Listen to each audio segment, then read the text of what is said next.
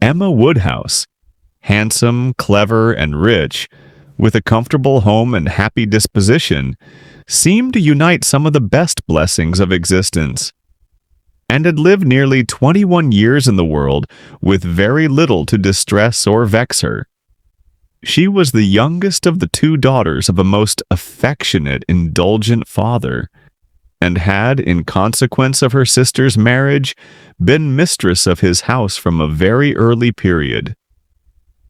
Her mother had died too long ago for her to have more than an indistinct remembrance of her caresses, and her place had been supplied by an excellent woman as governess, who had fallen little short of a mother in affection. 16 years had Miss Taylor been in Mr. Woodhouse's family, less as a governess than a friend, very fond of both daughters, but particularly of Emma. Between them it was more the intimacy of sisters. Even before Miss Taylor had ceased to hold the nominal office of governess, the mildness of her temper had hardly allowed her to impose any restraint.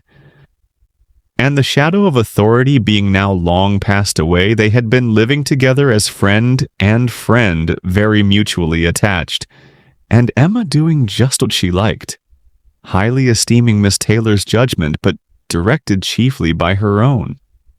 The real evils indeed of Emma's situation were the power of having rather too much her own way, and a disposition to think a little too well of herself.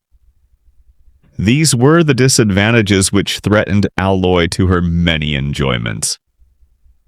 The danger, however, was at present so unperceived that they did not by any means rank as misfortunes with her. Sorrow came a gentle sorrow, but not at all in the shape of any disagreeable consciousness. Miss Taylor married. It was Miss Taylor's loss which first brought grief. It was on the wedding day of this beloved friend that Emma first sat in mournful thought of any continuance. The wedding over and the bride people gone, her father and herself were left to dine together, with no prospect of a third to cheer a long evening.